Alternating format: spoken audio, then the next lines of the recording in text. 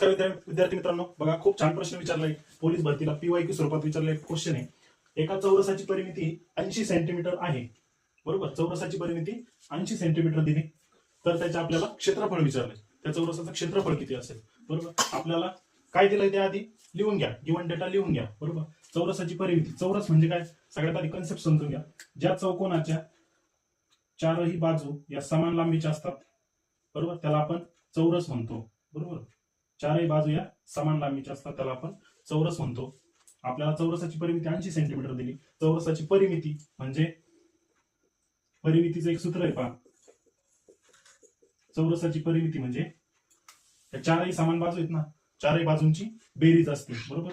चारही बाजू, आता आपण एक बाजू ए मानली तर चारही बाजूंची बेरीज म्हणजे 4a येईल, बरोबर. आता परिमिती आपली 4a म्हणजे परिमिती आपल्याला दिली 80. 4a ची किंमत 80 आली, तर a ची किंमत किती येणार, म्हणजे एका बाजूची चौरसाच्या एका बाजूची किंमत किती येणार, 4 ने 80 ला घेतली भागल्यात 20, बरोबर. चौरसाची एक बाजू आली 20 सेंटीमीटर, बरोबर. तर आपल्याला विचारलं काय बघा, तर त्या चौरसाचे क्षेत्रफळ काढा, किंवा तर त्या चौरसाचे क्षेत्रफळ किती असेल. तर आता परिमितीचं सूत्र पाहिलं आपण, चारही बाजूंची बेरीज असते. आता चौरसाचं क्षेत्रफळ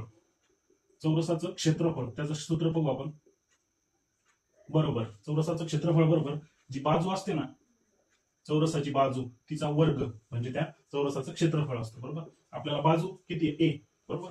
ए ची किंमत आपली 20 आली, म्हणजे 20 चा वर्ग. 20 चा वर्ग किती असतो, म्हणजे वर्ग म्हणजे दिलेली संख्या तिला 2 वेळा गुणा, सेम संख्येने 2 टाइम्स गुणायचं, फक्त मल्टिप्लाय करायचं. 20 गुणिले 20 400 सेंटीमीटरचा वर्ग, म्हणजे आपलं उत्तर आलं.